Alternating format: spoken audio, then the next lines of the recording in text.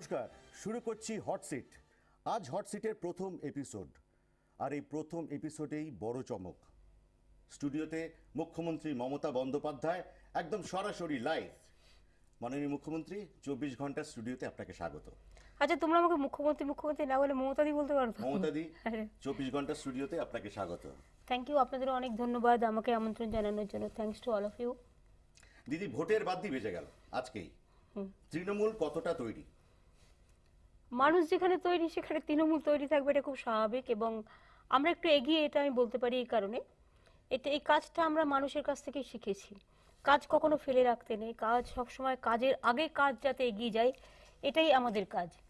এবং সকাল হবার আগে, আগের দিন রাত্রি আমরা ঠিক করে নিই পরের দিনের কাজটা কি হবে। এই কাজটা কাজ করতে করতে কাজের অভিজ্ঞতার মধ্যে দিয়ে আমরা শিক্ষা লাভ করেছি। ফলে আপনারা যদি আমায় জিজ্ঞেস করেন, একমাত্র প্রচারের দিনক্ষণ আমরা অপেক্ষা করছিলাম, ইলেকশন কমিশন ওটা জানালে তবে জানতে পারি। ওই প্ল্যানিংটা জাস্ট কবে কোথায় আমরা মিটিং করব, কারণ এটা আমাকে পার্টির কে কোথায় কবে মিটিং করবে এটা আমায় করে দিতে হয়। এই কাজটি ছাড়া আমাদের আর সব কাজ হয়ে গেছে।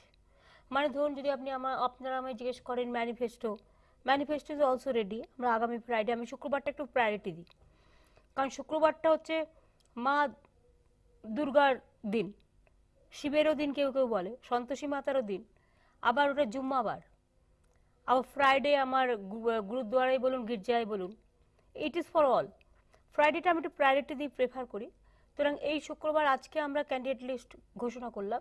এটা একটা মাস্টার স্ট্রোক আর কি। দিন, ভোটের দিন ঘোষণা হলো, জফেজেরই হোক, 1 ঘন্টার মধ্যে ক্যান্ডিডেট, এটা কিন্তু সচরাচর দেখা যায় না আর কি। ভারতবর্ষের ইতিহাসে এরকম আছে কিনা, রেয়ার ইনস্ট্যান্স। এটা কি করে হলো? আমাদের সবটাই রেডি ছিল।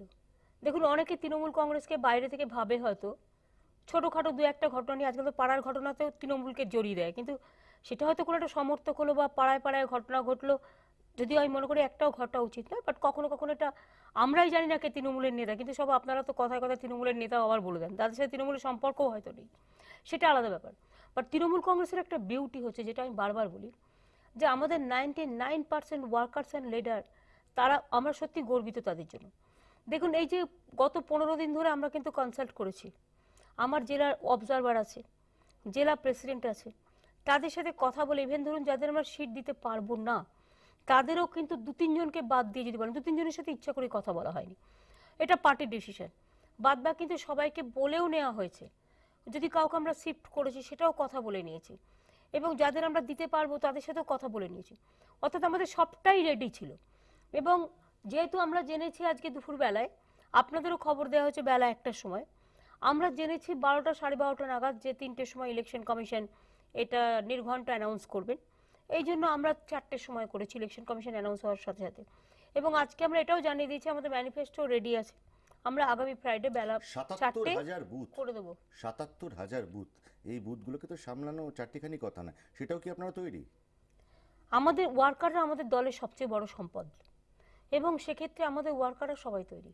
কারণ আপনারা লক্ষ্য করবেন, সবাই যখন ঝগড়া করার কুৎসা করে বেড়ায়, আমরা কিন্তু খুব সাইলেন্টলি কাজটা করে যাই। একদিকে সরকারেরও কাজ করি, আর দেখবেন প্রতি শনিবার গত 3 মাস ধরে আমি কিন্তু প্রত্যেকটা জেলার মিটিং করতাম, এবং সেই মিটিংগুলোতে আমার যারা ইলেক্টেড রিপ্রেজেন্টেটিভ, সবাইকে হয়তো আমি জায়গা দিতে পারতাম না, ছোট্ট জায়গা বলে, কিন্তু যতটা সম্ভব জেলার লিডারশিপ, ব্লকের leadership, block president, up to block president level আমরা ডেকে এনে অলরেডি কথা বলে প্ল্যানিং সবটাই করেছি। সুতরাং বুথে বুথে ওরাই তো গর্ব। তৃণমূল কংগ্রেসের সম্পদ হচ্ছে নেতারা নয়, তৃণমূল কংগ্রেসের সম্পদ হচ্ছে তৃণমূল কংগ্রেসের কর্মীরা। আর আমি একটা থিওরি বিশ্বাস করি, এই যে রাজনৈতিক দলটা আমি করি তৃণমূল কংগ্রেস, এটা আমারই সৃষ্টি। মানুষ হচ্ছে নাম্বার 1। পঞ্চায়েতে যেমন আমরা দেখি 3 স্তর পঞ্চায়েত, গ্রাম সভা, পঞ্চায়েত সমিতি, জেলা পরিষদ। গণতন্ত্র আমি মনে করি এটা 3 স্তরের গণতন্ত্রটাও কীরকম, মানুষ হচ্ছেন সর্বপ্রথম নাম্বার 1, মানুষ থাকলে সেকেন্ড হচ্ছে রাজনৈতিক দল, ওপরে হচ্ছে মানুষ, তার নিচে হচ্ছে আমরা রাজনৈতিক দল, আর তার নিচে হচ্ছে আমার, যে মানুষ ভোট দিলে তবেই আমরা থাকবো, নাহলে আমরা কিন্তু থাকবো না। সুতরাং মানুষকে সাথে নিয়ে যেটা করতে হয় সেটাই করাটাই আমাদের কাজ। এবং তাই ওই 30 স্তর পঞ্চায়েত, যেটা বলতে পারেন মা মাটি মানুষ স্তর, যেটা এই স্তরটাই 30 স্তর, এটা হচ্ছে নাম্বার 1 মানুষ, সেকেন্ড হচ্ছে গণতন্ত্র বা রাজনৈতিক দল, মানুষ থাকলে আমি থাকবো, রাজনৈতিক দল থাকলে মানুষ যদি আমায় দেয় তবে আমার রাজনৈতিক দল থাকবে, আর রাজনৈতিক দল আমার তখনই থাকবে যদি মানুষ গণতন্ত্র আমাকে সাপোর্ট করে। কাজে সবটাই কিন্তু মানুষ ওরিয়েন্টেড, এই কাজটা আমাদের কিন্তু রেডি করা থাকে। আপনি তৈরি, আপনার দল তৈরি ঠিকই, কিন্তু গ্রামে গ্রামে গুঞ্জন জোট হচ্ছে কংগ্রেস সিপিএম, তারা নাকি তৃণমূলের যে শক্ত ভিত সেটা নাড়িয়ে দেবে। তো কতখানি চিন্তার ভাঁজ ফেলছে তৃণমূল নেতৃত্বর কপালে? আপনাদের আমি একটা কথা মনে করিয়ে দিই, এটা আমি প্রথম বলেছিলাম 1997 সালে, তার আগে 1994-95 সালে যখন আমি কংগ্রেস করতাম, যে সিপিএম আর কংগ্রেসের একটা অলিখিত বোঝাপড়া চলছে। তার প্রতিবাদের লড়াইটায় আমরাই শুরু করেছিলাম, এবং সেই লড়াইটা চলতে চলতে কিন্তু 1997 সালে আমরা ইনডোর আউটডোর করেছিলাম। আমরা আউটডোর করেছিলাম, কংগ্রেসের নেতারা ইনডোর করেছিল। প্লেনারি সেশন চলছে ইয়েস, এবং তখনই কিন্তু আমরা ঘোষণা করেছিলাম যে আমরা এই কংগ্রেসের সাথে থাকবো না, যারা সিপিএম এর সাথে নীতি বিসর্জন দিয়ে একটা আন্ডারস্ট্যান্ডিং করে চলে। আমরা বলতাম তরমুজ, অর্থাৎ বাইরেটা সবুজ ভেতরটা লাল, ওয়াটারমেলন যেটাকে আমরা বলতাম। সেটা যে বলতাম, সেটা বলতে বলতেই আমরা কিন্তু তৃণমূল কংগ্রেস তৈরি করেছিলাম এই একটাই কারণে। এটা একটা ঐতিহাসিক কারণ। আজকে সেটা যে সম্পূর্ণভাবে বাস্তবায়িত এবং কে কোথায় জোট করলো আমাদের তাতে চিন্তার কোনো কারণ নেই, কারণ আমি মানুষের মহাজোটে বিশ্বাস করি। মানুষ যদি 100 হয় আমি 1, আর মানুষ যাদের সাথে থাকে তারাই 101 হয়, এটা মাথায় রাখতে হবে। না, কিন্তু দুটো ভোট যদি দুটো সম্মিলিত ফল যদি কিছু হবে না তাতে। আমি আপনাদের আবার বলি, সংখ্যাতত্ত্বের দিক থেকে আপনি ভাববার, confident? আমি সব দেখেছি, ভাববার কোনো কারণ নেই। বরঞ্চ আলাদা আলাদা লড়াই করলে তবুও একটা নীতির লড়াই থাকতো। যেখানে নীতি থাকে না, যেখানে আদর্শ থাকে না, যেখানে দর্শন থাকে না, যেখানে মতটা শুধুমাত্র করে খাওয়ার মত হয়, সেখানে মনে রাখবেন আদর্শচ্যুত যদি কেউ হয় তার জীবনটা ফুরিয়ে যায়। যে রাজনৈতিক দল নীতিকে বিসর্জন দেয়, নীতিকে কম্প্রোমাইজ করে, আর যাই হোক কোনো নীতিওয়ালা মানুষ তাকে সমর্থন করতে পারে না।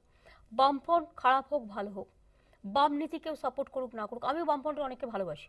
যেমন অশোক দা কাল মারা গেলেন, উনি আমাকে খুব ভালোবাসতেন। মৃত্যুর কিছুদিন আগেও খবর পাঠিয়েছেন আমার কাছে, ও কিন্তু খুব ভালোভাবে জিতবে, দেখে নিয়ে ওকে বলো ও যেন ভালো থাকে। আমি এই মানুষগুলোকে খুব মিস করি। এমনকি মৃত্যুর আগে জ্যোতি বসু আমাকে খুব ভালোবাসতেন, ইন্দ্রজিৎ দা আমায় খুব ভালোবাসতেন, গীতাদির সাথে আমার রিলেশন ছিল খুব ভালো, নারায়ণ চৌবে থেকে শুরু করে দেয়ার সো মেনি পার্সন, সোমনাথের সাথে আমার রিলেশন এখন খুব ভালো। কাজে উনিও অসুস্থ আমি শুনেছি, আমি সময় পেলে দেখতে যাবো, তাড়াতাড়ি সুস্থ লাভ করুক।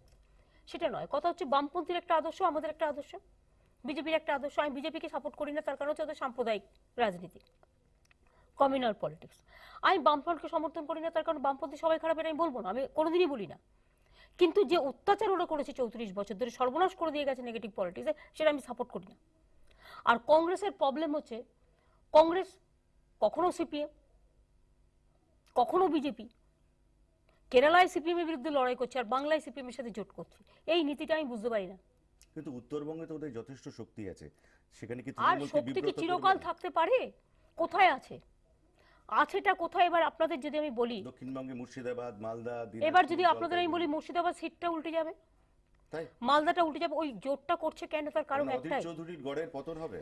আমি দেখুন ইন্ডিভিজুয়াল কোনো নামে কোনো কথা বলি না, তার কারণ হচ্ছে আমি ব্যক্তিগত আক্রমণ কখনো করি না, কুৎসা করি না, এটা আমার নেচার নয়।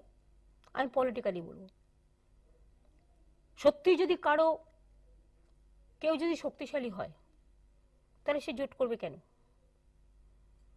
আমাকে যদি আপনি বলেন জোট করতে একটা আদর্শের স্বার্থে, আমি করে দেখেছিও আগে। কংগ্রেসের সাথে আমাদের দুবার জোট ছিল, কিন্তু আমরা দেখেছি আমরা যখন কংগ্রেসকে সাপোর্ট করতাম, ওরা ইন্ডিপেন্ডেন্ট ক্যান্ডিডেট দিয়ে 2001-এ আমাদের পুরো হারিয়ে দিয়েছিল। গোছ প্রার্থী। হ্যাঁ, আমাদের সাথে এনডিএ একসময় জোট ছিল না, বলতে পারেন সিট অ্যাডজাস্টমেন্ট ছিল। কিন্তু আমি বিজেপির সাথে ওইভাবে মিটিং করিনি কখনো, সেটাও অটল বিহারী বাজপেয়ী একটা আলাদা সিচুয়েশন ছিল। আর সেই সময়টা কংগ্রেস সিপিএম সবাই মিলে আমাদের সারাশির মতো আক্রমণ করেছিল, রোজ প্রায় খুন, কেশপুরে খুন, আমতায় খুন, ওদিকে নন্দীগ্রামে খুন, ওদিকে সিঙ্গুরে খুন, ওদিকে নেতাইতে খুন, বাংলাটা পুরো অশান্তির বাতাবরণে জ্বলছিল। আজকে মানুষ ভালো আছে, এটা আমি খুশি। কিন্তু আমি এই জোটটাকে মনে করি যে যারা জোটটা করার নাম করে করছে, এটা জোট নয়, এটা ঘোট, রাজনীতির ঘোট। মানে কেন করছে? সুবিধাবাদের রাজনীতি বলতে চাইছে। এটা নিজেদের বাঁচানোর জোট। যদি অস্তিত্বের ঠিকানাই থাকতো